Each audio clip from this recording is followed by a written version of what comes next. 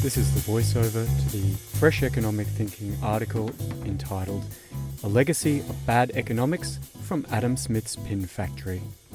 Did Smith learn the wrong lesson from his factory tours? And why do we keep reciting it uncritically? Here we go. This is all one take. Like many well-trained economists, I took Adam Smith's argument about productivity gains being caused by the division of labour at face value. It wasn't until I read Joan Robinson dismiss the argument in her 1973 textbook entitled An Introduction to Modern Economics that I began to put the effort into understanding the division of labour. I realised it was an incoherent explanation for productivity gains. But I also realised that the Pin Factory story could provide valuable lessons about economics nonetheless. Robinson dismisses Smith by suggesting that people can equally divide their labour across different tasks through time. The 18 distinct operations Smith recounts at the Pin Factory could just as easily be conducted by the same labourer on 18 different days to generate the same output per person over 18 days as in the case where labour is divided between workers.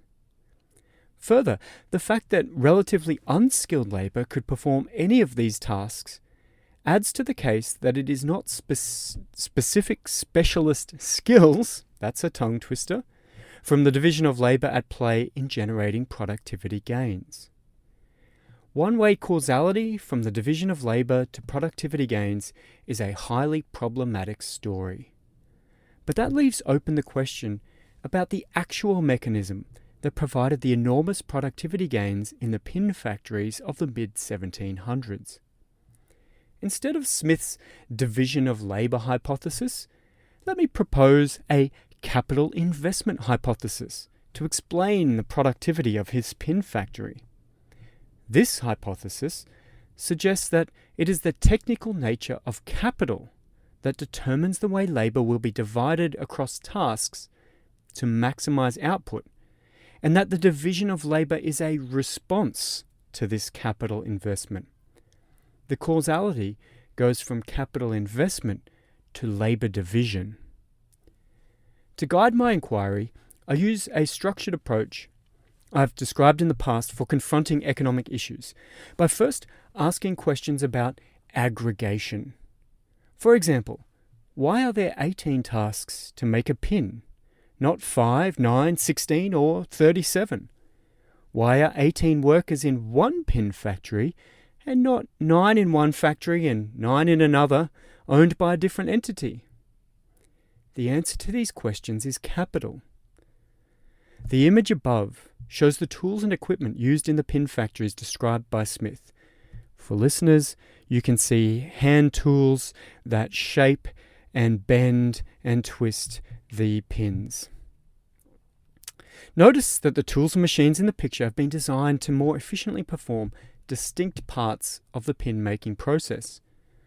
It is the way the tools have been designed to efficiently break down the task of making pins that leads to the labour division to man the tools. Smith came close to instead presenting the capital investment hypothesis. He says, and I'm quoting, "A workman not educated to the business, which the division of labour has rendered a distinct trade, nor acquainted with the use of the machinery employed in it, open parentheses, to the invention of which the same division of labour has probably given occasion, end parentheses, could scarce perhaps with his utmost industry make one pin a day, and certainly could not make 20. End quote.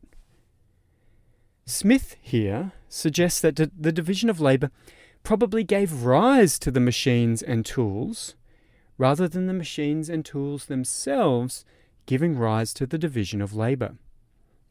This seems very strange to me. And this logic comes undone later in the paragraph, even though Smith ignores the inconsistency in his argument. Let me quote again. "The important business of making a pin is, in this manner, divided into about 18 distinct operations, which, in some manufactories, are all performed by distinct hands, though in others the same man will sometimes perform 2 or 3 of them. I have seen a small manufactory of this kind where 10 men only were employed, and where some of them consequently performed 2 or 3 distinct operations." End quote. Even based on Smith's observations, it is the tools and machines that generate the 18 tasks. People can and do perform more than one of them. So how exactly did the division of labour give rise to the invention of the necessary machines to generate 18 tasks with only 10 men? If it was the division of labour that led to increased productivity, labour could just as easily be divided between firms. The fact that pin factories, even with only 10 men, still performed all 18 tasks, instead of specialising in just 10 tasks, is clear evidence that there is something special and coordinated about the tasks themselves that arise from the particular capital investments. The tools and machines are designed to be compatible with each other, and if part of the process is done outside the firm, each of the 2 firms would inevitably be tied to the same compatible capital equipment and would therefore find gains by merging into a single firm. Let's move on. The next step in a structured inquiry is to ask questions about timing, to see if we can more sharply distinguish between the division of labour and capital hypotheses. If it was only after the machines were introduced that labour was divided into a particular way, then that is evidence for the capital hypothesis. If labour was divided into 18 tasks before the investment in machines, achieving these same tasks in the absence of those specialist tools, then the division of labour hypothesis holds. I think it's clear when we look at timing that the division of labour is not a good explanation for pin factory productivity. The third and final step in our inquiry is to think about prediction. The capital investment hypothesis predicts that labour task specialisation can respond to capital investments in either direction, either with more division of labour or by adding more tasks to be done by a single labourer. Whether labour is divided or not across tasks depends on capital investment or capital equipment.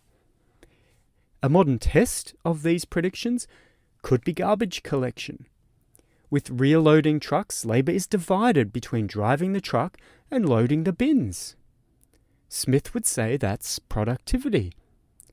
But with more advanced side-loading trucks with robotic arms, the labour is once again undivided between driving the truck and collecting the bins. The progression of capital technology determines the division of tasks. The same would be true in the pin factory. If new tools were invented to get the same result with 5 steps instead of 18, that would be a huge efficiency gain, but a major reversal of labour specialisation. This section's called "Where is the Confusion Arising?" What is strange to me is that increasing the number of possible production tasks in an economy means that each person does more tasks rather than fewer, the opposite of labour division. Imagine a tribe of 50 people that can undertake 100 productive tasks. Then, with the invention of new tools, the number of possible tasks the tribe can undertake expands to 150. The average tribe member is now doing 3 instead of 2 tasks each. That doesn't seem like labour division, but it is productivity growth. I think the confusion arises partly because of labelling conventions about roles in society rather than actual units of labour being devoted to fewer clearly defined tasks. Here's a minimal example of mixing up socially labelled productive roles like being a butcher, being a baker, being a mechanic, etc., with actual tasks like baking, mixing, tightening bolts, filleting fish, etc. Inspired by stories about how the division of labour was part of early human tool-making in tribes of Jordan, my example is a 6-person tribe that undertakes 6 defined tasks, of which 2 named roles undertake 3 tasks each. Thinking in terms of roles, there are 3 hunters and 3 gatherers, that is, 2 types of specialist. But in terms of tasks, there are 6 tasks to be done. Each hunter must be able to track, kill, and clean game. That's 3 different tasks. Each gatherer must collect, prepare, and cook the fruits and vegetables. That's 3 different tasks. Now, you might want to argue that the way I define tasks is open to limitless ad hoc classifications. Tracking an animal could be further divided into a team pursuit with specific subtasks for each member. Same with cleaning an animal. But this is kind of the point. Any defined task will be a bundle of subtasks. But to understand the division of labour, we need to keep track of tasks at any one particular level of aggregation and not fall into the trap of calling something specialization when it is just a different bundling of more tasks into one job. Imagine now that one of the tribe members invents the spear and woomera. Regular production of these tools requires 3 additional tasks to be undertaken by the new toolmaker role in the tribe. One former hunter becomes a toolmaker, and one former gatherer becomes a toolmaker. Now, after this new capital invention, we have more roles and fewer people in each. We now only have 2 hunters, 2 gatherers, and 2 toolmakers, exactly as predicted by the division of labour. But if we instead look at the tasks, we have more tasks per person. Instead of being able to specialise in one task like tracking, each hunter now must undertake more than one task on average, as there are only 2 hunters available for the 3 tasks involved in hunting. The same for our gatherers. There's only 2, but there are 3 tasks to be done. What we see as specialization in roles is the automatic result, not the cause of, increasing productive capacities. What has happened is that the invention of new production techniques has allowed more tasks to be undertaken by each person, leading to fewer people in each role. Here we again see that it is the nature of capital that defines both roles and available tasks at a societal level, just as within a pin factory the nature of the capital equipment defines the roles and available tasks. At the macro level, the most productive countries are not full of people doing repetitive, narrowly defined, non-skilled tasks, but highly educated people doing specialist roles involving a hierarchy of complex and interrelated tasks that require specialist capital and training to master. This section's called So What? Like many stories in economics, the division of labour as a productivity enhancer has been approached far too narrowly. There are many economic lessons in the story of the pin factory, and if we probed deeper, we could understand more about what considerations determine the boundary of firms, why firms are internally not structured around market principles, and other important questions about how we coordinate productive activities.